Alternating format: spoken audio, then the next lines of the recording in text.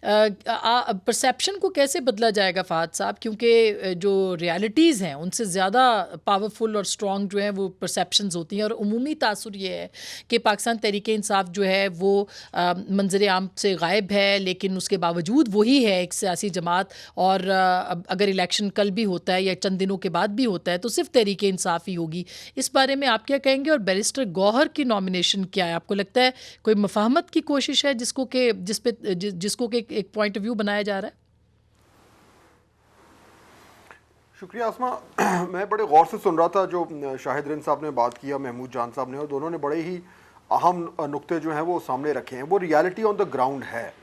اچھا، اب وہ ریالٹی الیکشنز میں کیسے ٹرانسلیٹ ہوگی، یہ ہے بڑا سوال۔ میری یہ ایک کنسسٹنٹ رائے رہی ہے آسما، میں پچھلے کئی مہینوں سے جو صورتحال کو دیکھ رہا ہوں، اور وہ رائے یہ ہے کہ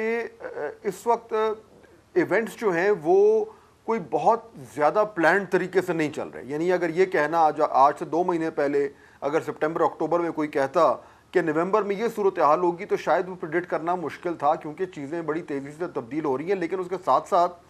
جو ایک کہا جاتا ہے کہ جی کوئی اسکرپٹ ہے، کسی اسکرپٹ کے تحت معاملات آگے چل رہے ہیں، میرے خیال میں وہ اسکرپٹ جو ہے وہ روزانہ کی بنیاد پہ لکھی جا رہی ہے، وہ لکھی جاتی ہے، پھر وہ ریویو ہوتی ہے، پھر اس کے مطابق گراؤنڈ ریالٹیز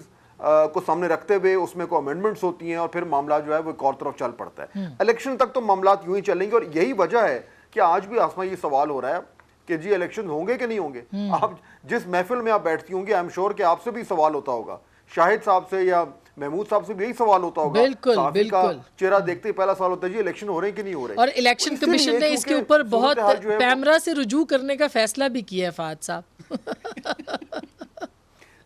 بالکل، یہی دیکھیں نا، نوبت یہاں تک آئی ہے، الیکشن کمیشن تو ظاہر بات ہے وہ یہ پوزیشن لے رہا ہے کہ جی ہونے ہیں، اور میرے خیال میں اس میں تو کوئی دو رائے بھی نہیں ہے کہ ہونے بھی چاہیے الیکشن، اس میں تو کوئی دو رائے نہیں ہے۔ لیکن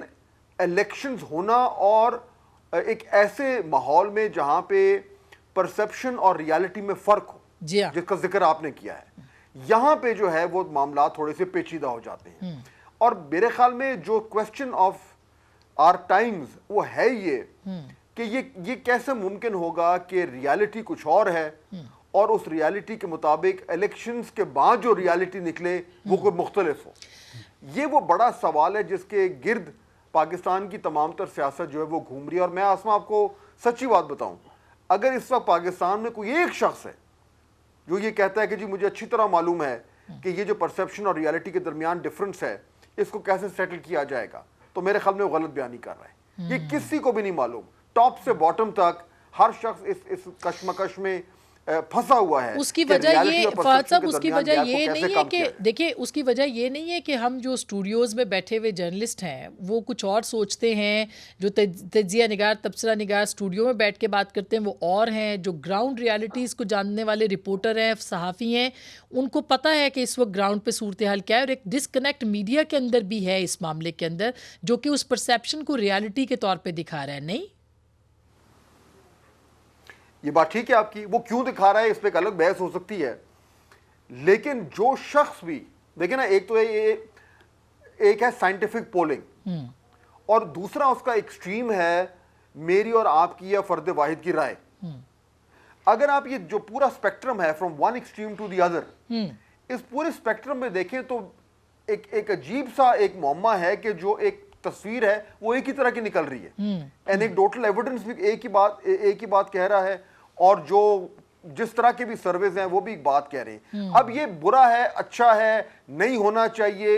غلط بنیادوں پہ پرسیپشن بنا ہوا ہے، میں سب مان لیتا ہوں، سب غلط، سب نہیں ہونا چاہیے، لیکن ہے،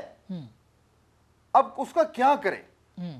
یہ ہے وہ ایشو جس کا میرے خیال میں ایکچولی کسی کے پاس جواب نہیں ہے، اور اسی لیے کیونکہ یہ جواب نہیں ہے آسما، اسی لیے یہ اسکرپٹ جو ہے یہ روزانہ کی بنیاد پہ لکھی جاتی ہے۔